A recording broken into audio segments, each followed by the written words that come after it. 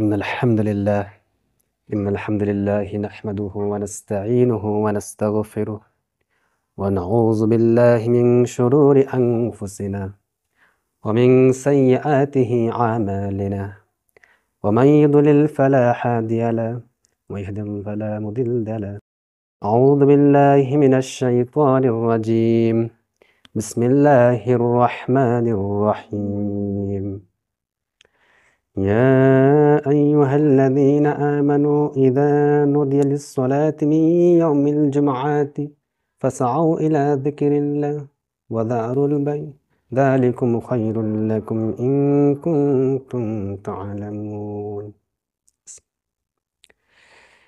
يا أيها الذين آمنوا اتقوا الله حق تقاته ولا تموتن إلا وأنتم مسلمون يا أيها الناس اعبدوا ربكم الذي خلقكم والذين من قبلكم لعلكم تتقون عن أبي هريرة رضي الله عنه قال قال رسول الله صلى الله عليه وسلم من صام رمضان إيمانا واحتسابا غفر له ما تقدم من ذنبه ومن قام رمضان إيمانا واحتسابا غفر له ما تقدم من ذنبه إلى آخر الحديث। সকল প্রশংসা সেই আল্লাহ তাআলার জন্য যিনি আমাদেরকে এখানে আসার বসার তৌফিক দান করেছেন। সকলে বলি আলহামদুলিল্লাহ। সকল দরুদ ও সালাম বর্ষিত হোক সেই মহান নবীর প্রতি, রাসূলের প্রতি, যিনি সকল নবীদের নেতা, সকল রাসূলদের মধ্যে শ্রেষ্ঠ। তারপরে দুরূদ পাঠ করি, সকল বলি সাল্লাল্লাহু আলাইহি ওয়াসাল্লাম। আমার বক্তব্যের বিষয় হচ্ছে রমজান সম্পর্কে। যেহেতু সামনে রমজান মাস সম্পর্কে আজকে আলোচনা করব ইনশাআল্লাহ। তার আগে আমরা জুমা সম্পর্কে কিছু আলোচনা করব।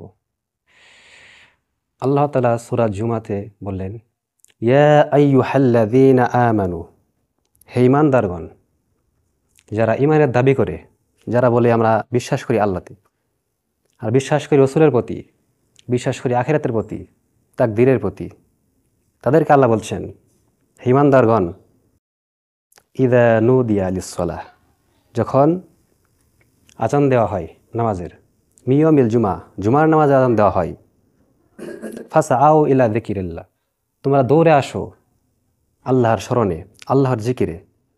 ফাসাও মানে দৌড়ে আসা। এখন দৌড়ে আসা বলতে দৌড় দেওয়া এরকম না, দৌড়ে আসা বলতে অধিক আগ্রহের সাথে আসা, আল্লাহকে স্মরণের জন্য অধিক আগ্রহের সাথে আসা।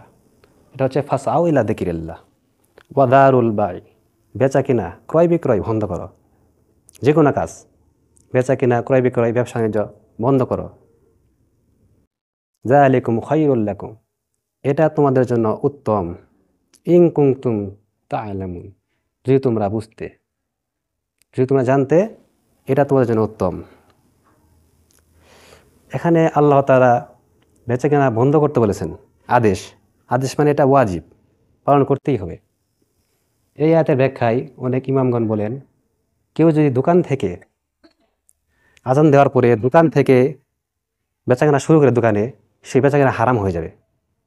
যদি সে মসজিদের দিকে আসা অবস্থায় বেচাকেনা করে, তাহলে সেটা জায়েজ হবে। এরকম কঠিন কথা বলেছেন অনেক ইমামগণ।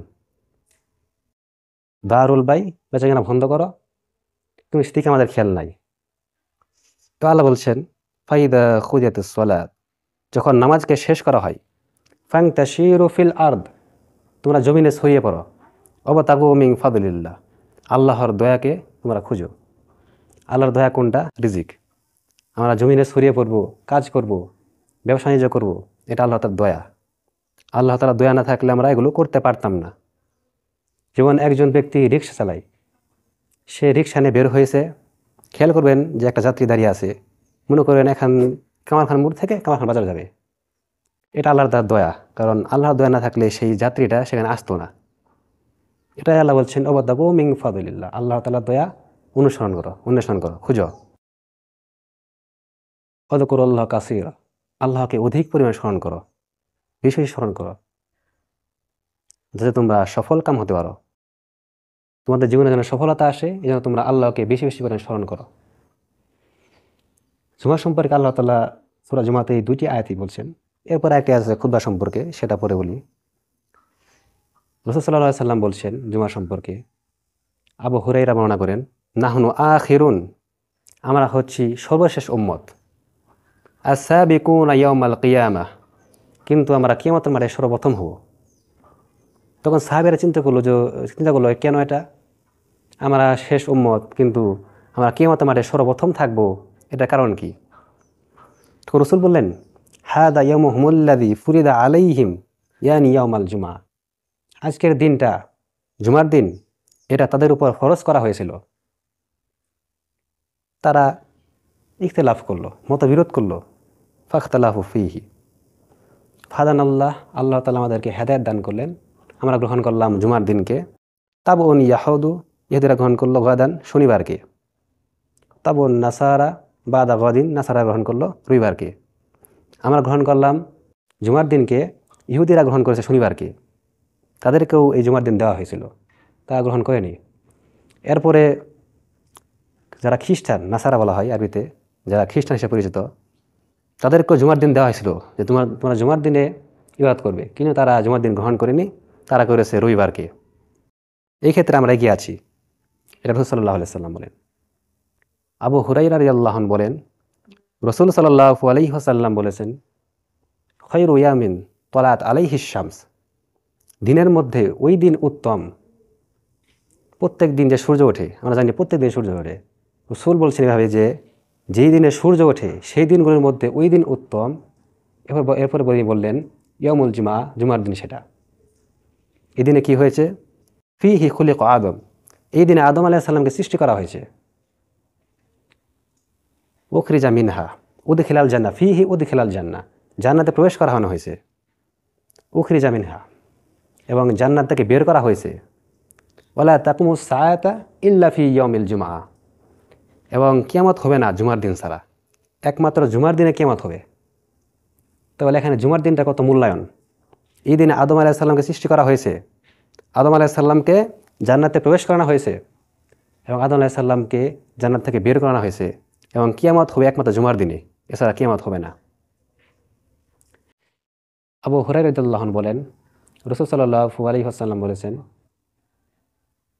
ইন্না ফি সাআতুন, ইন্না ফিল জুমআতি লা সাআতুন, নিশ্চয় জুমার দিনে একটি সময় রয়েছে, লা ইউওয়াফিকুহা, যেদিনে আল্লাহ তাআলা কারো দোয়া ঘুরিয়ে দেন না, দোয়া কবুল করেন। লা ইউওয়াফিকুহা আবদুম মুসলিম, যখন কোনো মুসলিম বান্দা আল্লাহর নিকট দোয়া করে, ইয়াসআলুল্লাহা ফিহা খায়রান, ভালো কিছু চাই, ইল্লা আতাহু ইয়াহু, আল্লাহ তাআলা তাকে সেটাই দান করেন। একটা সময় রয়েছে জুমার দিনে, আল্লাহ তাআলা দোয়া কবুল করেন। এরপরে হাদিসে রাসূল সাল্লাল্লাহু আলাইহি ওয়াসাল্লাম বলেন, সেই সময়টা কখন আল্লাহ দোয়া কবুল করেন জুমার দিনে? রাসূল বলছেন, মা বাইনা আন ইয়াজলিসাল ইমাম ইলা আন তুকদাস সালাহ, ইমাম সাহেব যখন জুমার মেম্বারে উঠে, এই ওঠার সময় থেকে নামাজ শেষ করা পর্যন্ত এই সময়টা হচ্ছে দোয়া কবুলের সময়। এই জন্য আমরা সবসময় চেষ্টা করি যে জুমার মেম্বরেই দোয়া করার জন্য, কারণ এক সময় দোয়া কবুল হয়। আরেকটা সময় রয়েছে, রাসূল সাল্লাল্লাহু আলাইহি ওয়াসাল্লাম বললেন, ইলতামিসুস সাআতা, তোমরা সেই সময়টি খোঁজো, আল্লাতী তুরজা ফি ইয়াউমিল জুমআ, যে সময়টা জুমার দিনে পাওয়া যায়, বাদাল আসরি ইলা গায়বুবাতিশ শামস, আসরের পর থেকে সূর্য ডুবার আগ পর্যন্ত, আসর থেকে মাগরিব পর্যন্ত এই সময়টি দোয়া কবুল হয়। তাহলে দুইটি সময়ের কথা আমরা উল্লেখ পেলাম। বলে জুমার দিনে একটি সময় রয়েছে যেখানে দোয়া কবুল হয়, সেই সম্পর্কে আমরা দুইটি হাদিস ব্যাখ্যা করলাম যে একটি সময় হচ্ছে ইমাম সাহেব মেম্বারে ওঠার পর থেকে সালাত শেষ করা পর্যন্ত, আরেকটি সময় হচ্ছে আসর থেকে মাগরিব পর্যন্ত। রাসূল সাল্লাল্লাহু আলাইহি ওয়াসাল্লাম বলেন, ফাকসিরুস সালাত আলাইয়া, আমার প্রতি তোমরা বেশি বেশি দুরূদ পাঠ করো, কেন দুরূদ আমার নিকট পাঠানো হয়। জুমার দিনে বেশি দুরূদ পাঠ করা সুন্নত। চেষ্টা করবেন যত সম্ভব জুমার দিনে রাসূল সাল্লাল্লাহু আলাইহি ওয়াসাল্লাম প্রতি দুরূদ পাঠ করবেন। রাসূল সাল্লাল্লাহু আলাইহি ওয়াসাল্লাম বলেছেন, এরপরে এই সম্পর্কে অনেক হাদিস রয়েছে। রাসূল বলেন যে মা মিন মুসলিম ইয়ামুতু ইয়াউমাল জুমআ আও লাইলাতুল জুমআ ইল্লা ওয়াকাল্লাহু ফিতনাতাল কবর। কোনো মুসলিম ব্যক্তি যদি জুমার দিন মারা যায়, আল্লাহ রাসূল সাল্লাল্লাহু আলাইহি ওয়াসাল্লাম বলেন তার কবরে আযাব মাফ হয়ে যাবে। এখানে বলা হয়েছে মুসলিম ব্যক্তির কথা। আপনারা অবশ্য চিন্তা করেন যে কোনো মানুষ মারা গেলে, হয়তো জুমার দিন কোনো মানুষ মারা গেলে তার আযাব হবে না। তা যদি ইহুদি খ্রিস্টান মারা যায় জুমার দিনে, যদি কোনো ইহুদি, যদি কোনো হিন্দু খ্রিস্টান জুমার দিন মারা যায়, তাহলে কি তার কবরে আযাব হবে না? না, এখানে বলা হয়েছে মামিন আবদু মুসলিম, কোনো মুসলিম ব্যক্তি মারা গেলে জুমার দিন, তাহলে তার কবরে আযাব থেকে আল্লাহ রক্ষা করবেন। মুসলিম ব্যক্তি তো পাপী হতে পারে, সে সুদ খায়, ঘুষ খায়, এরকম হতে পারে। যদি সেই ব্যক্তি মারা যায় জুমার দিনে, তার কি কবরে আযাব হবে না? এখানে কথা হলো যে মুসলিম শব্দটি ভিতরে এমন কয়েকটি অর্থ রয়েছে যে আমরা জানি মুসলিম শব্দটি ইসলাম থেকে এসেছে। ইসলাম মানে আত্মসমর্পণ করা, ঈমান মানে বিশ্বাস করা। ঈমানে যখন বিশ্বাস অন্তরে আসে, এরপরে আপনি ইসলাম গ্রহণ করা মানে সমস্ত আপনার অঙ্গ প্রত্যঙ্গ আল্লাহর সামনে নত করা। আপনার জীবনে আল্লাহর যে বিধিবিধান, এটা বাস্তবায়ন করা হচ্ছে ইসলাম। এই জন্য এখানে বলা হয়েছে মুসলিম ব্যক্তি মারা গেলে, তার মানে সেই ব্যক্তি মুসলিম, সে যে আল্লাহর বিধিবিধান তার জীবনে বাস্তবায়ন করে। এরকম ব্যক্তি মারা গেলে তার কবর আযাব থেকে আল্লাহ রক্ষা করবেন জুমার দিন মারা গেলে, অথবা জুমার রাতে, দুইটা উল্লেখ রয়েছে। ইবনে আব্বাস তিনি বলছেন আন্নাহু কারাআ, তিনি একটি আয়াত তেলাওয়াত করেন, আল-ইয়াওমা আকমালতু লাকুম দীনাকুম, এই আয়াতটি তেলাওয়াত করলেন। তেলাওয়াত করার পর এক ইহুদি তার নিকট ছিল, ইন্দাহু ইহুদি, তার নিকট এক ইহুদি ছিল। সে বলল, লাউ নাজালাত হাযিহিল আয়াত, যদি এই আয়াতটি আমাদের উপর নাজিল হতো, লাত্তাখাযাহা ঈদান, তাহলে আমরা এই দিনটিকে ঈদ হিসেবে পালন করতাম। এত গুরুত্ব। এটা ইবনে আব্বাসকে ওই ইহুদি বলল যে তুমি যে আয়াতটা তেলাওয়াত করতেছো, আল-ইয়াওমা আকমালতু লাকুম দীনাকুম, এই আয়াতটা যদি আমাদের ইহুদির উপর নাজিল হতো, তাহলে আমরা এই দিনটাকে ঈদের মতো পালন করতাম, উৎসব করতাম। এটা সুন্দর আয়াত নাজিল হয়েছে। তখন ইবনে আব্বাস বললেন, শোনো, ইন্নাহা নাজারাত হাযিহি ঈদাইন, এই আয়াতটি 2 ঈদের দিনে নাজিল হয়েছে। ইহুদি বলল এক ঈদ পালন করবে। ইবনে আব্বাস বললেন যে এই আয়াতটি 2 ঈদের দিনে নাজিল হয়েছে। 2 এর কি হবে? ইয়ামুল জুমআ, জুমার দিন নাজিল হয়েছে। ইয়ামুল আরাফা, আরাফার দিন নাজিল হয়েছে। রাসূল সাল্লাল্লাহু আলাইহি ওয়াসাল্লাম জুমার দিনকে ঈদের সমান মূল্যায়ন করেছেন এবং আরাফার দিনকেও ঈদের সমান মূল্যায়ন করেছেন।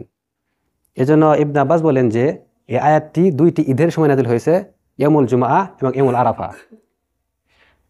এই হাদিসগুলো থেকে আমরা বুঝতে পারলাম যে জুমার মূল্যায়ন কত, জুমার দিনের, অথচ আমরা মূল্যায়ন করি না জুমার দিন সম্পর্কে। যে দিনকে আরাফা দিনের সাথে তুলনা করা হয়েছে, 2টি ঈদের সাথে তুলনা করা হয়েছে, ইয়ামুল জুমআ এবং ইয়ামুল আরাফা। এখন আমরা আলোচনা করব রমজান সম্পর্কে। প্রথমে আমরা ভূমিকা হিসেবে জুমার সময় আলোচনা করলাম।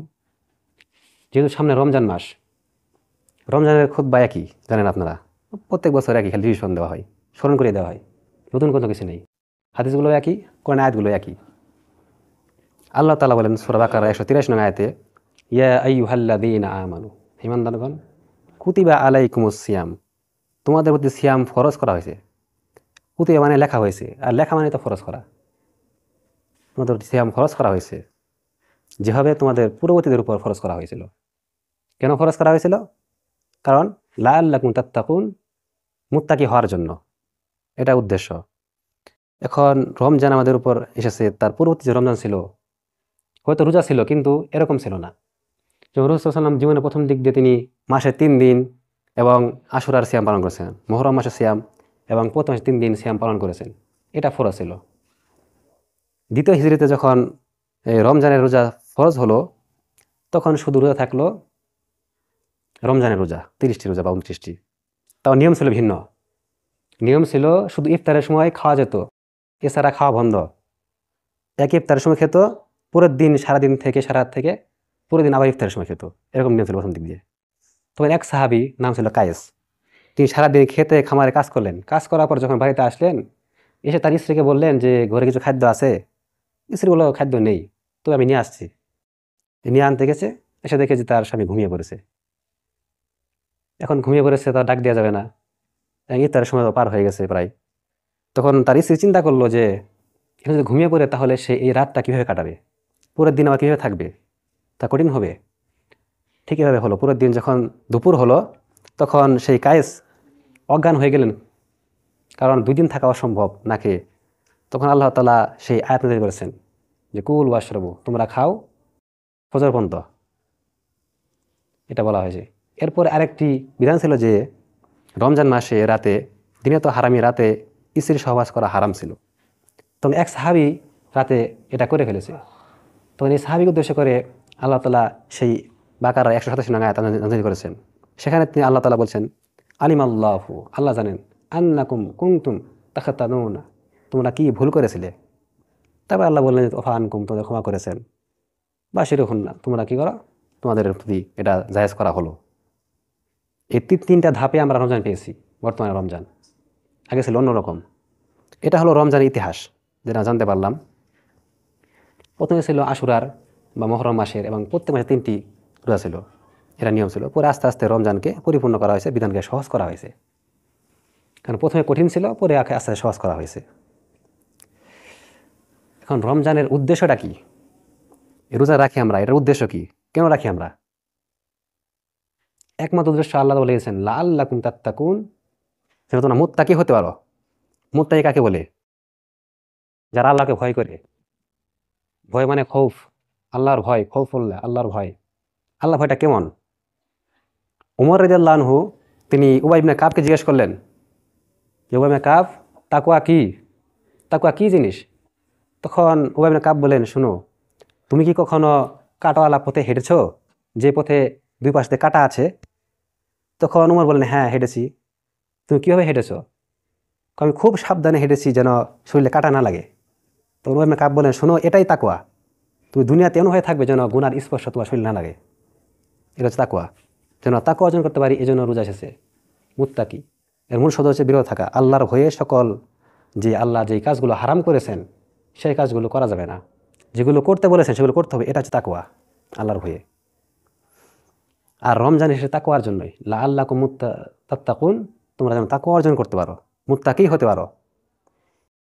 দেখেন, আপনি সেহরি করলেন, সেহরি করার পর একবারে মাগরিব পর্যন্ত থাকলেন।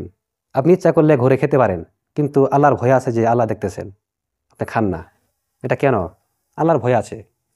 সেরকমই শুধু রোজার ক্ষেত্রে নয়, প্রত্যেকটা কাজের ক্ষেত্রে আপনি এটা চিন্তা করবেন। কোনো গুনাহ করার ক্ষেত্রে যে বিধানগুলো আল্লাহ নিষেধ করেছেন, রমজান মাসে যেমন আল্লাহ তাআলা খাওয়া নিষেধ করেছেন, তাই খান না। আল্লাহ বলেছেন তোমরা খেও না, রোজা রাখো, রোজা রাখি। আর তেমনি আল্লাহ বলেছেন তোমরা সুদ ঘুষ খেও না। এক্ষেত্রে আমরা প্রচারিত করবেন যে আল্লাহ নিষেধ করেছেন, তাহলে আমরা করি কেন? রোজার ক্ষেত্রে তো আমরা না খেয়ে থাকি, কিন্তু অন্যান্য বিধানের ক্ষেত্রে আমরা অলসতা করি কেন? এই রোজা আপনাকে শেখাবে তাকওয়া। তাকওয়া কি জিনিস, মুত্তাকি কিভাবে হতে হয়। এখন যেমন আপনি রমজান মাসে যেমন না খেয়ে থাকবেন আল্লাহ আদেশ মানার জন্য, সেরকম প্রত্যেকটা কাজে আল্লাহ আদেশ মানার জন্য আপনি না খেয়ে থাকবেন, সে পালন করবেন। এটাই আপনাকে শিক্ষা দেয় রোজা বা সিয়াম। এটা আপনাকে শিক্ষা দেয় মুত্তাকি হওয়ার জন্য। আল্লাহ বলছেন ওমাইয়াত্তাকিল্লাহ, যে ব্যক্তি আল্লাহকে ভয় করে, ইয়াজআল্লাহু মাখরাজান, আল্লাহ তার জন্য পথ বের করে দেন। ইয়াখরুজহু ইয়ারযুকুহু, তিনি রিজিক দান করেন তাকে, মিন হাইসু লা ইয়াহতাসিব, এমন রিজিক দান করেন সে চিন্তাই করতে পারবে না। এরকম রিজিক আল্লাহ দান করেন মুত্তাকিদের। আল্লাহ তাআলা বলেছেন সকল মানুষের ভিতরে আল্লাহর কাছে সম্মানিত মানুষ কে?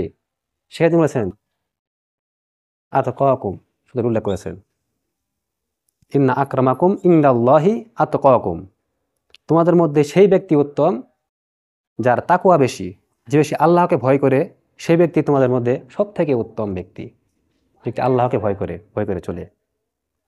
তাহলে এই সিয়াম আমাদের শিখাবে, রোজা যেটা বলি আরবিতে সিয়াম শব্দ, রোজা ফার্সি শব্দ, এটা ইসলামের পরিভাষা নয়। আমরা সিয়াম বলি, যে শব্দটা কোরআনে রয়েছে। সিয়াম বলাই উত্তম রোজাকে, রোজা বলাচ্ছে আর কোরআনের শব্দ। যারা সিয়াম পালন করবে তাদেরকে আল্লাহ তাআলা বলছেন যে তারা তাকওয়া অর্জন করবে শিক্ষার মাধ্যমে। এখন আমরা রোজার যে এত সম্মান কেন, রমজান মাসে এত সম্মান কেন, তো গুরুত্ব কেন, এত গুরুত্ব রমজান মাসের? একটা প্রধান কারণ হচ্ছে এই মাসে কুরআন নাজিল হয়েছে। আপনারা জানেন শাহরু রমাদান আল্লাযী উনজিলা ফীহিল কুরআন, এই রমজান মাসে কুরআন নাজিল হয়েছে, এজন্য এই রমজান মাসে এত গুরুত্ব।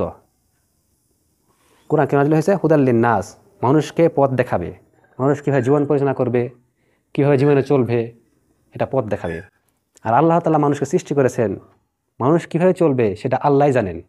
এজন্য আল্লাহ তাআলা কুরআন নাজিল করেছেন, রসুল পাঠিয়েছেন যেন তোমরা এই রসুলের মাধ্যমে কোরআনটা শিখে দুনিয়ায় চলতে পারো। কীভাবে দুনিয়ায় চলতে হবে এটা রসুল শিখিয়ে দিয়েছেন কোরআনের মাধ্যমে। এখন তার রসুল আসবেন না, এখন শুধু আলেমরা থাকবে, রসুলের ওয়ারিস হিসেবে। আল্লাহ রসুল বলছেন না যে আল উলামা ওয়ারাসাতুল আম্বিয়া, যে আলেমরা নবীগণের উত্তরসূরি, ওয়ারিস। ওয়ারিস কেন বলেছেন? তারা কি রসুলের সম্পত্তি ওয়ারিস হয়? হয় না, কোনো সম্পত্তি ওয়ারিস হয় না, কিন্তু তারা ইলমের ওয়ারিস। যে ইলমটা রসুল রেখে গেছেন, আল্লাহ রেখে গিয়েছেন, সেই ইলমের মাধ্যমে মানুষকে দাওয়াত দিবে, দাওয়াতের মাধ্যমে মানুষকে সৎ পথে পরিচিত করবে। এটাই হচ্ছে দায়িত্ব আলেমদের।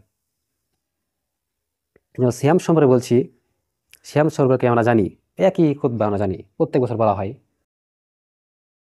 রাসূলুল্লাহ সাল্লাল্লাহু আলাইহি ওয়াসাল্লাম বলেন, মান সামা রমাদানা ঈমানান ওয়া ইহতিসাবান গুফিরা লাহু মা তাকাদ্দামা মিন যামবিহি। যে ব্যক্তি ঈমানের সাথে এবং সওয়াবের আশায়, নেকির আশায় সিয়াম পালন করবে, গুফিরা লাহু মা তাকাদ্দামা মিন যামবিহি, তার সকল গুনাহ ক্ষমা করে দেওয়া হবে। সুবহানাল্লাহ। এটা কিসের সাথে? ঈমানের সাথে সওয়াবের আশায়। দুই শর্ত উল্লেখ করছে। শুধু বলেননি যে আপনি রোজা রাখলেই আপনার সকল গুনাহ ক্ষমা হবে, এটা বলে নাই। ঈমানের সাথে সওয়াবের আশায়, ঈমানান ওয়া ইহতিসাবান, ঈমানের সাথে সওয়াবের আশায় যদি আপনি রোজা করেন তাহলে আপনার সকল গুনাহ ক্ষমা হবে। সেরকমই পরের লাইনে বলেছেন যে মান কামা রমাদানা ঈমানান ওয়া ইহতিসাবান গুফিরা লাহু মা তাকাদ্দামা মিন যামবিহি। যে ব্যক্তি রমজান মাসে রাত জাগবে, তারাবি নামাজ পড়বে, যেটা আমরা বলি রাত জাগা, ঈমানের সাথে সওয়াবের আশায়, রাসূল বলেন গুফিরা লাহু মা তাকাদ্দামা মিন যামবিহি, তার পূর্বের সকল গুনাহ ক্ষমা করে দেওয়া হবে। এবার আবার বলছেন যে মান কামা লাইলাতুল কদর ঈমানান ওয়া ইহতিসাবান গুফিরা লাহু মা তাকাদ্দামা মিন যামবিহি। যে ব্যক্তি লাইলাতুল কদর জাগবে ঈমানের সাথে সওয়াবের আশায়, তার পূর্বের সকল গুনাহ ক্ষমা করে দেওয়া হবে। এই হাদিসগুলো আপনারা শুনেছেন হয়তো, কারণ প্রত্যেক রমজানে বলা হয় একই হাদিস রমজান সম্পর্কে। আবু হুরায়রা রাদিয়াল্লাহু আনহু বলেন, রাসূল সাল্লাল্লাহু আলাইহি ওয়াসাল্লাম বলেছেন, কুল্লু আমাল ইবনে আদম, আদমের সন্তানের প্রত্যেক আমল ইউদাফু, বৃদ্ধি করা হয়, বহুগুণে বৃদ্ধি করা হয়, হাসানাতু বি আশরিন, 10 গুণ থেকে, আমসালিহা ইলা সাবি মিয়াতিন, 70 মানে 700 গুণ পর্যন্ত, 10 গুণ থেকে 700 গুণ পর্যন্ত বৃদ্ধি করা হয় রমজান মাসে। মনে করেন আপনি একটি কাজ করলেন, সওয়াবের কাজ, যেই সওয়াবটা হলো তার থেকে 10 গুণ 700 গুণ পর্যন্ত আল্লাহ সওয়াব দিতে পারেন রমজান মাসে। রমজান মাসে এরকম সময় আপনার নেক কাজ করার জন্য, ভালো আমল করার জন্য, এরকম সময় আর নেই। যে রমজান মাস সম্পর্কে এক হাদিস রয়েছে, রাসূলুল্লাহ সাল্লাল্লাহু আলাইহি ওয়াসাল্লাম বলেন, মেশকাতের 1870 নং হাদিস, সেখানে বলতেছেন যে বর্ণনা করেছেন আব্দুল্লাহ উমর, তিনি বলেন রাসূল সাল্লাল্লাহু আলাইহি ওয়াসাল্লাম বলেছেন যে রমজান মাসের জন্য সমস্ত 11টি মাস জান্নাতকে সাজানো হয়, শুধুমাত্র রমজান মাসের জন্য জান্নাতকে সুন্দর করে সাজানো হয়। এরপরে সেই আল্লাহর আরশের নিচ থেকে জান্নাতের গাছের পাতা হতে বাতাস প্রবাহিত হয়। সেখানে যে হুর রয়েছে আল্লাহ সৃষ্টি করেছেন, যারা মুমিন মানুষ তাদেরকে আল্লাহ দিবেন, সেই হুরের শরীরে লাগে, তখন হুররা বলে যে ইজে আল্লাহ না আবদিক আজওয়াজান, আপনার বান্দা থেকে আমাদের জন্য স্বামীগুলো নির্ধারণ করুন, আমাদের স্বামীকে হবে নির্ধারণ করে দিন, যারা আমাদের দেখে চোখ জোড়াবে আমরা তাদের দেখে চোখ জোড়াবো। এরা কারা হবে? যারা সিয়াম পালনকারী রোজা রাখে তারাই পাবে। তার মানে আপনি একটি খেয়াল করেন রমজান মাস সম্পর্কে, এই রমজান মাসের গুরুত্ব এত বেশি যে আল্লাহ তাআলা ফেরেশতার মাধ্যমে 11টা মাস জান্নাত সাজান একটি মাসের জন্য। আর এই মাসে আল্লাহ তাআলা অনেক জাহান্নামীকে জাহান্নাম থেকে বের করে জান্নাতে প্রবেশ করান। এরকম অন্য মাসে হয় না।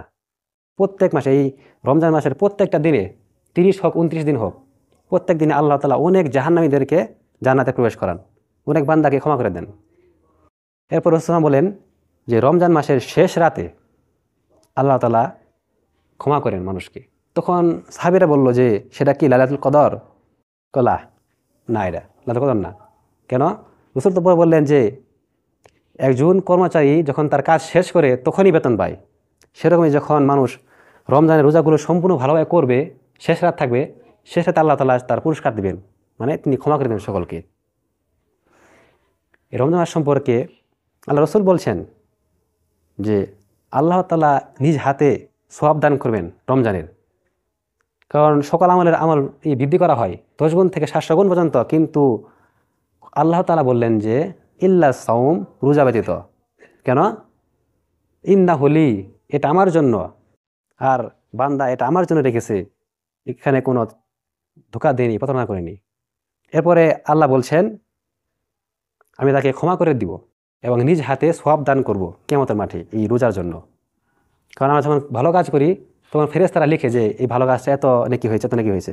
কিন্তু রমজানে যে রোজার সোয়াব, এই সোয়াবটা লিখবে না, লেখার যোগ্যতাই নাই, এত সোয়াব, এটা আল্লাহ নিজে হাতে দিবেন এই রোজার সোয়াবটা। এবার আল্লাহ বলছেন ফার হাতান, দুইটি খুশির সময়, আনন্দের সময়। কি? আল্লাহ রসুল বলছেন ইংদা ফিতরিহি, ইফতারের সময় খুব আনন্দের সময়। আর একটা সময় হচ্ছে ইংদা লিকা রব্বিহি, আল্লাহকে দেখার সময়, জান্নাতে আল্লাহকে দেখা যাবে, সেটা খুশি হবে। এই খুশির সময় যেরকম ইফতারের সময় সেরকম খুশি, রাসূল সাল্লাল্লাহু বলেন। বলছেন যে আল খলুফ ফামুস সাইম, রোজাদার ব্যক্তির, সিয়াম পালনকারী ব্যক্তির মুখের গন্ধ আদিয়াবু ইংদাল্লাহ মিন রিহিল মিস্ক, মিস্ক অম্বর থেকে পবিত্র। এখন প্রশ্ন হতে পারে যে মুখের গন্ধ পবিত্র হয়, এটা কিভাবে সম্ভব? এর উত্তর হচ্ছে এটা মুখের গন্ধ, সেটা যে আপনি দাঁত ব্রাশ না করে জড়িয়ে রাখবেন এবং মুখের গন্ধ, এই গন্ধ না। এই গন্ধ হচ্ছে যে আপনার ক্ষুধার কারণে যে পেট থেকে একটা গন্ধ আসে, এই গন্ধটা আল্লাহর নিকট প্রিয়। আপনি দাঁত পরিষ্কার করবেন না, এই গন্ধ, এটা নয় হাদিসটা হচ্ছে যে দুপুরের পরে অতিরিক্ত ক্ষুধার কারণে যে গন্ধটা বের হয়, এই গন্ধটা আল্লাহর নিকট প্রিয়। এটা বলা হয়েছে যেটা মেশক আম্বারের যে আল্লাহর নিকট পবিত্র, এটা রাসূলুল্লাহ সাল্লাল্লাহু আলাইহি ওয়াসাল্লাম বলেন। এরপরে রাসূলুল্লাহ সাল্লাল্লাহু আলাইহি ওয়াসাল্লাম বলেছেন আসিয়ামু জুন্নাতুন, সিয়াম ঢাল স্বরূপ। এই হাদিসটা আমরা শুনেছি, কিন্তু এর যে ব্যাখ্যা কি আছে এটা আমরা বুঝি নেই। সিয়াম ঢাল স্বরূপ, ঢাল মানে কি? যখন যুদ্ধে যায় মানুষ, যুদ্ধ করে এক সময় দেখবেন যখন কেউ আঘাত করে, তখন সে আঘাতটা প্রতিহত করার জন্য একটা ঢাল ব্যবহার করা হয়। মনে করেন আপনাকে কেউ আঘাত করলো, আপনি কিছু দ্বারা সেটা আটকালেন এভাবে, এটা হলো ঢাল। সেরকমই এই সিয়াম হচ্ছে ঢাল স্বরূপ, মানে আপনাকে জাহান্নাম থেকে আটকাবে, আপনাকে জাহান্নামে ফেলতে যাবে, কিন্তু আপনি সিয়াম পালন করেছেন, রোজা রেখেছেন, এই সিয়াম আপনাকে জাহান্নামে ফেলতে দিবে না, ঢাল স্বরূপ হবে। এজন্য রাসূল বলছেন আর সিয়াম জুন্নাতুন, সিয়াম হচ্ছে ঢাল স্বরূপ।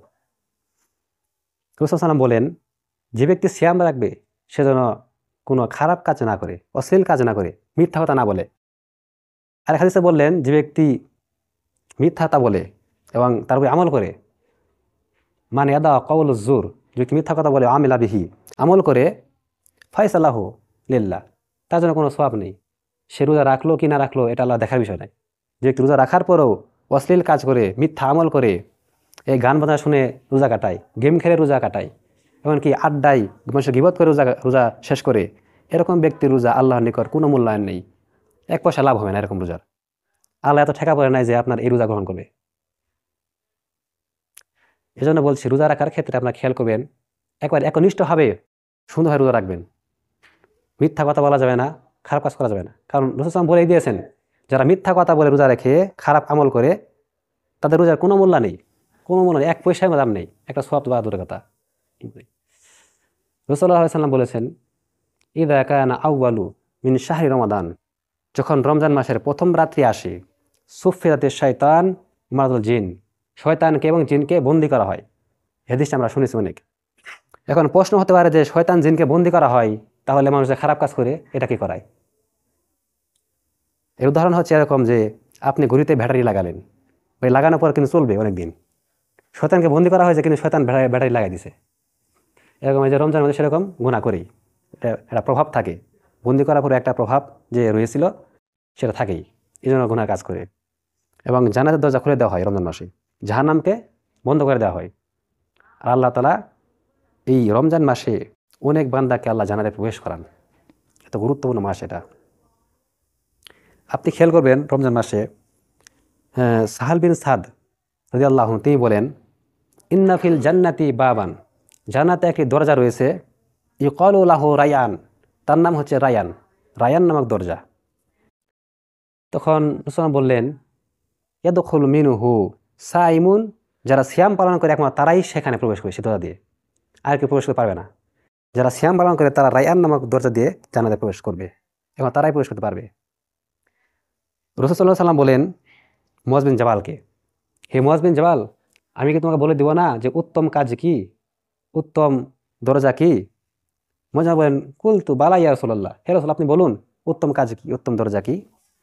তখন রাসূল বললেন শুনো, আসসামু জুন্নাতুন, সিয়াম ঢাল স্বরূপ। সিয়াম রাখা বা রোজা রাখা এটা হচ্ছে উত্তম কাজ, সব থেকে উত্তম কাজ সিয়াম রাখা। এরপরে তিনি বললেন যে আসসাদাকাতু তুখতিল খাতিয়াতা, আর দান খয়রাত করা, দান খয়রাত এমন এক জিনিস যেটা আপনার পাপকে মুছে ফেলে। কে মুছে ফেলে? খামাইত ফিউল মাউন নার, যেভাবে পানি আগুনকে নিভিয়ে ফেলে, যেখানে আগুন লাগছে সেখানে পানি ঢালেন নেমে যাবে, সেরকমই আপনার এই দান খয়রাত এটা আপনার পাপকে মুছে ফেলবে। সেরকমভাবে যেরকম পানি আগুনকে নিভিয়ে ফেলে, সেরকমভাবে আপনার গুনাহগুলো মিটে যাবে যে আপনি দান খয়রাত করেন।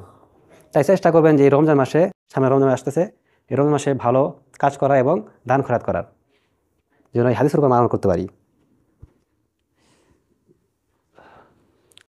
আল্লাহ রসুল সাল্লাল্লাহু আলাইহি সাল্লাম বলেন এরপরে, আবু বাহালি তিনি সাহাবী, তিনি বর্ণনা করেন, আমি রসুলকে জিজ্ঞেস করলাম, আল্লাহ রসুল আমাকে বলুন, মুন্ডে বি আমাল, আমি একটি আমলের কথা বলুন যে আমলটা আমি করব, একটি আমলের কথা বলুন যে আমলটা আমি করব। তখন রসুল বললেন, আলাইকা বিস সাউম, তুমি সিয়াম পালন করো, ফাইন্নাহু লা ঈদ লাহু, এর সমপরিমাণ কোনো কাজ নেই, কোনো নেকির কাজ নেই। তখন আবার বললেন যে হ্যালো রসুল, মুন্ডে বি আমাল, আমি একটা আমলের কথা বলুন। তো আবার বললেন, আলাইকা বিস সাউম, তুমি সিয়াম পালন করো, ফাইন্নাহু লা ঈদ লাহু, এর সমপরিমাণ কোনো নেকির কাজ নেই। সেই সাহাবী আবার বলল, হ্যালো রসুল, আমাকে একটি আমলের কথা বলুন। তখন সেই ব্যক্তি রসুল বাবা বললেন, আলাইকা বিস সাউম, তুমি সিয়াম পালন করো, ফাইন্নাহু লা মিসলা লাহু, এর অনুরূপ কোনো আমল নেই। তাহলে তিনবার রসুল সাহাবী বলল যে আমাকে একটা আমলের কথা বলুন, আমল করব। রসুল তিনবারই বললেন যে সিয়াম পালন করো, এর মতো কোনো আমল নেই। হয়তো আমি বুঝতে পেরেছি যে এই হাদিসগুলো দ্বারা যে সিয়াম কত মূল্যবান, যেটা সামনে আসতেছে। এখন থেকে আমরা প্রস্তুতি নিন রমজানের সিয়াম পালন করার জন্য, এতটা মূল্যবান সিয়াম। আমরা দেখবো সিয়াম সম্পর্কে, সেহেরি এবং ইফতার এই সম্পর্কে রসুল বলেছেন, ফাসলু মাবাইনা সিয়ামিন ওয়া সিয়ামি আহলে কিতাব আকালাতুস সাহেরি, আমাদের সিয়াম এবং আহলে কিতাব যারা ইহুদি খ্রিস্টান, তাদের সিয়ামের পার্থক্য হচ্ছে তারা সেহেরি করে না, আর মুসলমানরা সেহেরি করে, এটা পার্থক্য। কারণ তারাও রোজা রাখে, তো তারা সেহেরি না করে রাখে। আর যেহেতু ইহুদি খ্রিস্টানরা করে, ওটা করা যাবে না। রাসূল বলছেন যে তোমরা সেহেরি করো, এটা সুন্নত। ইফতার সম্পর্কে রাসূল বলছেন যে লা ইয়াজালুদ-দীনু যাহিরান, দিন ততদিন বিজয়ী থাকবে যতক্ষণ পর্যন্ত মানুষ তাড়াতাড়ি ইফতার করবে। তাড়াতাড়ি মানে কি সূর্য ডোবার আগে, তা নয়। তাড়াতাড়ি ইফতার করা মানে সূর্য ডোবার সাথে ইফতার করা। কেন? লিআন্না ইয়াহুদ ওয়ান নাসারা ইয়াখিরুন, কারণ ইহুদি নাসারা দেরিতে ইফতার করে। যারা ইহুদি নাসারা তারা ইফতার করে দেরিতে, 10 মিনিট, 15 মিনিট, আধা ঘন্টা, 1 ঘন্টা এরকম দেরিতে ইফতার করে। এই রাসূল বললেন যে তোমরা তাড়াতাড়ি ইফতার করো, দেরি করবে না। সূর্য ডোবার সাথে ইফতার করবে, 5 মিনিট, 10 মিনিট, 15 মিনিট, 20 মিনিট দেরি করা যাবে না। ইফতার করতে হবে একবারে টাইম মোতাবেক।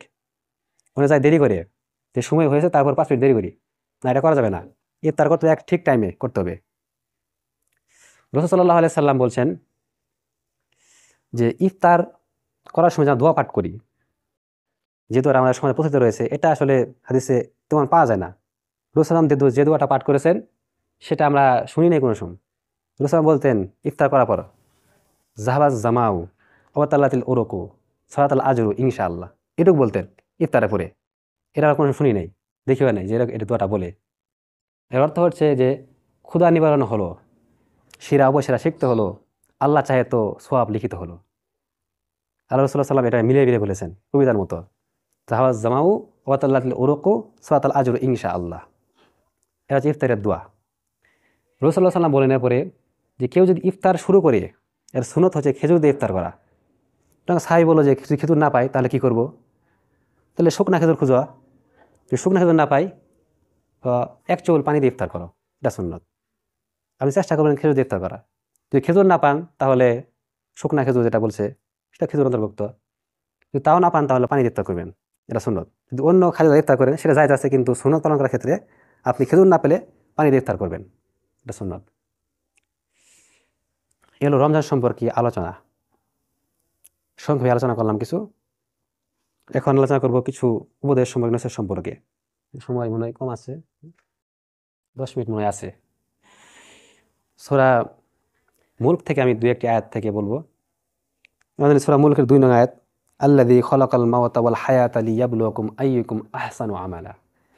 আমি জীবন সৃষ্টি করেছি, আমি মৃত্যু সৃষ্টি করেছি এবং জীবন সৃষ্টি করেছি। এর উদ্দেশ্য কি? যাতে মানুষ সৎ আমল করতে পারে। আল্লাহ বলেননি যে তোমরা বেশি বেশি আমল করো, আল্লাহ বলছেন যে সৎ আমল করো। বেশি বেশি কাজ করার চেয়ে ভালো কাজ একটা করাই ভালো। আপনি 10টা কাজ করলেন নরবরে, একটা কাজ ভালো করবেন, এটাই মূল্যায়ন বেশি সঠিকভাবে। এজন্য আল্লাহ তাআলা জীবন এবং মৃত্যু দিয়েছেন যাতে মানুষ সৎ আমল করতে পারে। বেশি আমল করতে পারে এটা বলেননি, সৎ আমল করতে পারে। এই দুনিয়ার মূল্য কতটুকু? দুনিয়ার মূল্য বুঝেন, দুনিয়া তো আমরা বিশাল দেখি, কত বিশাল দুনিয়া, এর মূল্য কতটুকু?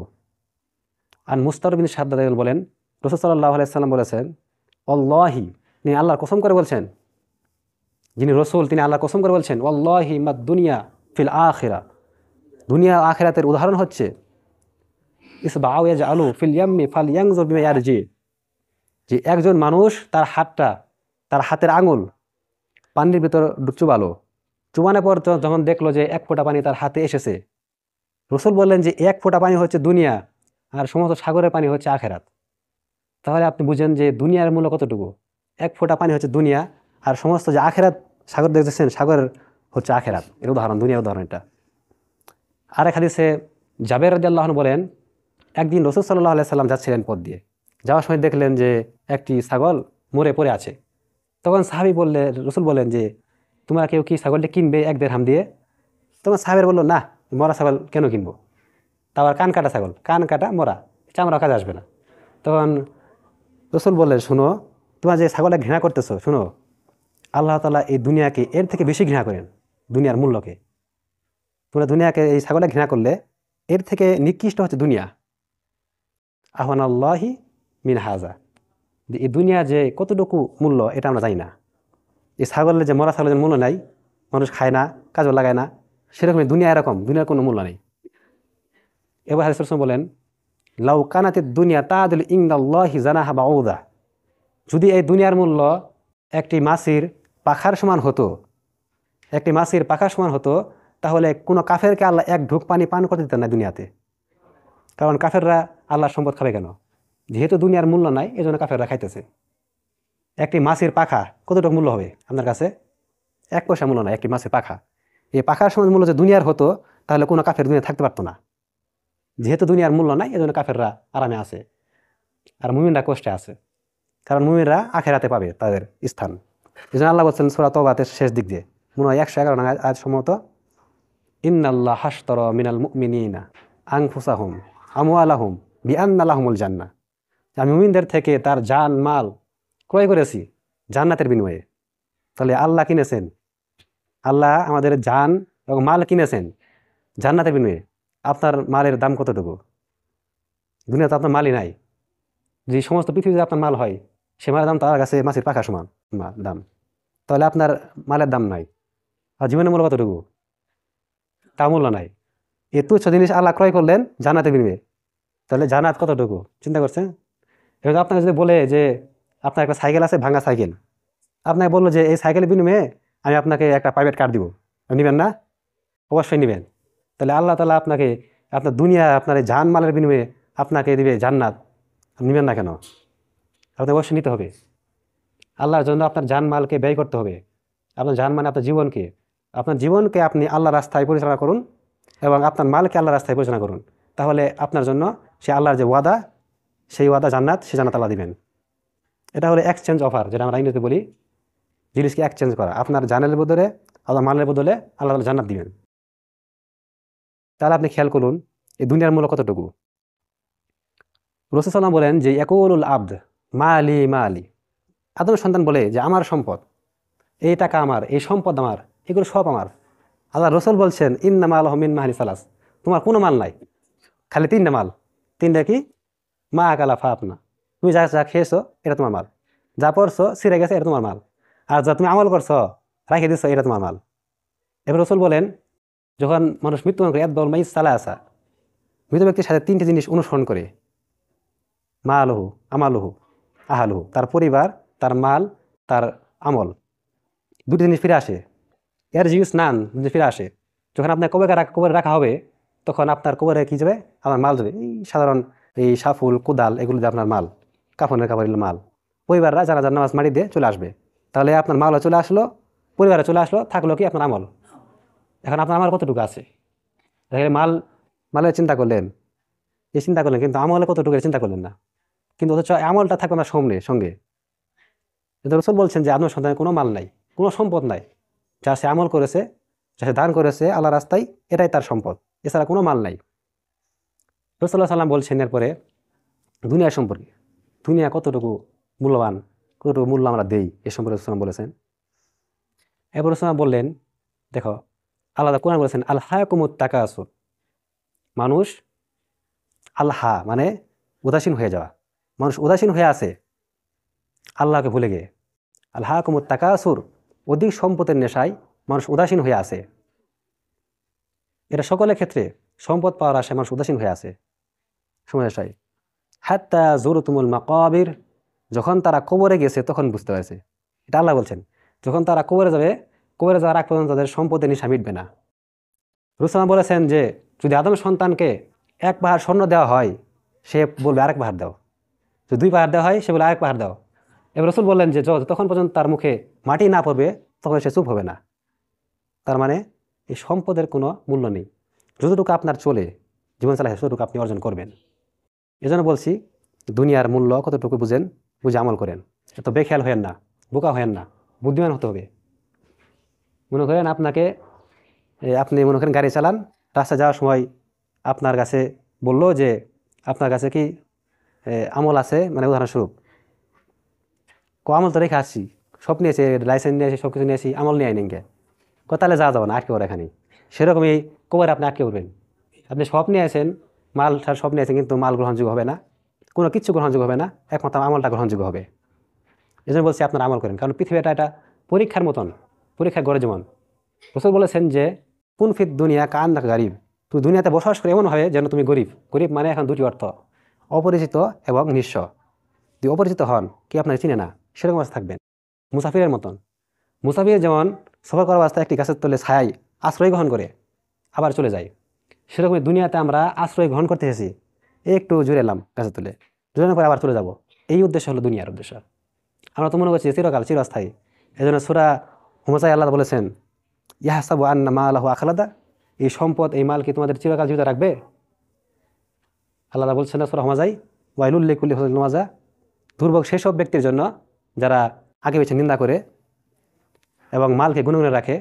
এরপর আল্লাহ বলছেন ইয়াহসাবু আন্না মালাহু আখলাদা, এই মাল কি তাদের চিরকাল জীবিত রাখবে? আল্লাহ বলছেন, ধমক দিয়ে বলছেন কাল্লা লা ইউমবাতান্না ফিল হুতমা, কখনো নয়, অসম্ভব, কখনো নয়, তারা অবশ্যই হুতমায় নিক্ষিপ্ত হবে। ওয়ালা আদরাকা মাল হুতমা, আপনি কি বলতে পারেন হুতমা জাহান্নামটা কি? নারুল্লাহিল মুকাদা, আল্লাহ তাআলার প্রজ্বলিত আগুন। যে আগুন অন্তরে লাগলে, যে আগুন হাতে লাগলে অন্তর পুড়বে। আমাদের আগুন তো হাতে লাগলে হাত পুড়ে, কিন্তু জাহান্নামের আগুন যদি আমার হাতে লাগে হাত পুড়বে না, অন্তর পুড়বে, অন্তর পুড়ে যাবে, এরকম কঠিন আগুন। রাসূল বলেছেন যে এই দুনিয়ার থেকে 70 গুণ, দুনিয়াটা হলে 1 গুণ আগুন, এতে 70 গুণ আগুন বৃদ্ধি করা হয়েছে কিয়ামতের মাঠে। আপনি চিন্তা করুন এই বিষয়ে, যেহেতু মনে সময় প্রায় শেষ, তাই আপনি বলছি যে পরীক্ষা স্বরূপ, যেমন সূরা মুলকের 2 নং আয়াতে আল্লাহ বলছেন আল্লাযী খালাকাল মাউতা ওয়াল হায়াতা লিয়াবলুয়াকুম আইয়ুকুম আহসানু আমালা, আমি জীবনকে এবং মৃত্যুকে সৃষ্টি করেছি একমাত্র পরীক্ষা করার জন্য যে কে সৎ আমল করতে পারে। বেশি আমল করার দরকার নেই, আপনি সৎভাবে 2-1টি আমল করবেন। বেশি আমল করতে অনেক ভেদাত করে ফেলে অনেকে, বেশি বেশি নামাজ পড়া, বেশি বেশি রোজা রাখা, তার চেয়ে আপনি যেটুকু আল্লাহ ফরজ করেছেন, যেটুকু আল্লাহ হাদিসে দেখিয়েছেন, সেগুলো আপনি সৎভাবে করবেন, ভালোভাবে করবেন পরীক্ষা স্বরূপ। কেননা আপনি চিন্তা করেন, যদি পরীক্ষার সাধারণ পরীক্ষা হয়, যদি পরীক্ষার প্রশ্ন যে আউট করে দেওয়া হয়, তারপর যদি ছাত্ররা পাশ করতে না পারে, তাহলে শিক্ষক কী বলবে যে প্রশ্ন আউট করে দিলাম তারপর পাশ করতে পারলে না? তাহলে সেরকম আল্লাহ তাআলা প্রশ্নটা আউট করে দিয়েছেন যে কোরআন হাদিস মানো, তোমরা পাশ করবা, কোরআন হাদিসে যা আছে তোমরা পড়লে তোমরা জানাতে নাজাত পাবা, পাশ করবা। তারপর যদি আমরা না পাই তাহলে আমাদের অবস্থা কী হবে? আল্লাহ তাআলা দয়া তো অনেক, আল্লাহ তাআলা তো দয়া দিয়ে জান্নাতে প্রবেশ করাবেন, কিন্তু এই প্রশ্ন আউট করার পর যদি আপনার পাশ করতে না পারি, তাহলে অবস্থা কীরকম হবে? আল্লাহ কি রাগ করবেন না? অবশ্যই রাগ করবেন। যেহেতু সময় প্রায় শেষ হচ্ছে, তাই আমি বলছি আপনারা সামনে রমজান আছে, রমজানের প্রস্তুতি গ্রহণ করেন এবং রমজানের সিয়াম পালন করবেন। যে সিয়ামের মূল্যায়ন আমি বললাম, হাদিসগুলো আমল রাখবেন এবং লাস্টে যে কথাগুলো বললাম এগুলো ভুলে যাবেন না, এগুলো খুবই গুরুত্বপূর্ণ। তোমার দুনিয়ার যে কোনো মূল্য, যে মূল্যটা বোঝালাম, কোনো মূল্য নেই। আপনি দুনিয়ায় চলবেন যতটুকু আপনার লাগে করবেন, অপশনাল হিসেবে। আপনার সাবজেক্ট হচ্ছে আখেরাত, দুনিয়া হচ্ছে অপশনাল। যতটুকু নম্বর পেলে পাশ করা যায় ততটুকু দুনিয়াতে লাগবে, আখেরাতের জন্য সব জমিয়ে রাখেন, সব কিছু আখেরাতের জন্য করেন। দুনিয়াতে তো আপনার অপশনাল বিষয়ে বর্তমানে 33 পেলে পাস, সেরকমই দুনিয়াতে আপনি অপশনাল বিষয় লাগান আর সর্বোচ্চ নাম্বার তোলেন আপনি আখেরাতে, পরীক্ষার মতন। কারণ দুই পরীক্ষা, আর আপনি সময় নষ্ট করবেন না, কারণ কেউ যে পরীক্ষার হলে যায় তারা সময় নষ্ট করে না। যদি আপনি 3 ঘন্টা পরীক্ষার হল, যদি আপনি লেখা বাদ দিয়ে বসে থাকেন, গান বাজনা করেন বা গেম খেলেন, আপনাকে কি মানুষ বুদ্ধিমান বলবে না বোকা বলবে? তো এই পরীক্ষা হল 3 ঘন্টার সময় সে গেম খেলতেছে, পরীক্ষা দেওয়ার দিয়ে লেখা বাদ দিয়ে গেম খেলতেছে, মানুষের গিবত করতেছে, কিরম হবে? সুতরাং দুনিয়ার হচ্ছে পরীক্ষার জায়গা। রসুল বলছেন যে কিয়ামতের মাঠে যে ব্যক্তি 1 সেকেন্ড আল্লাহ স্মরণ করেনি, সেই সময় না আফসোস করবে যে কেন আল্লাহ স্মরণ করলাম না, আল্লাহ স্মরণ করতে আমি একটু উন্নত পর্যায়ে যেতে পারতাম। তাই বলছি সময় নষ্ট করবেন না, আখিরাতে চিন্তা করুন, আর আমার কথাগুলো আপনারা আমল করবেন। আল্লাহ তাআলা যেন আপনাদেরকে সকলকে হেদায়েত দান করেন। আল্লাহুম্মা আমিন। রব্বানা যালামনা আনফুসানা ওয়া ইল্লাম তাগফির লানা ওয়া তারহামনা লানাকুনান্না মিনাল খাসিরিন। রব্বানা তাকাব্বাল মিন্না ইন্নাকা আনতাস সামিউল আলিম। রব্বানা লা তুজিগ কুলুবানা বা'দা ইয হাদাইতানা ওয়া হাব লানা মিন লাদুনকা ইন্নাকা আনতাল ওয়াহ্হাব। আল্লাহ তাআলা যেন আমাদের সকলকে সৎ পথে চলার তৌফিক দান করেন। যারা মৃত্যুবরণ করেছে তাদেরকে যেন আল্লাহ তাআলা কবরে শান্তিতে রাখেন, তাদের কবর যেন মাফ করে দেন। যারা অসুস্থ আছেন আল্লাহ যেন তাদেরকে সুস্থ দান করেন, এবং যারা বাহিরে আছেন বা আসতে পারেননি আল্লাহ যেন তাদেরকে আসার তৌফিক দান করেন। আর যারা দেরিতে এসেছেন আল্লাহ যেন তাদেরকে তাড়াতাড়ি আসার তৌফিক দান করেন। আর একটা জিনিস শুনে রাখেন, আপনারা তো আসেন একবার সবার শেষে, শুরু থেকে থাকলে হয়তো সম্পূর্ণ আলোচনা শুনতে পারেন।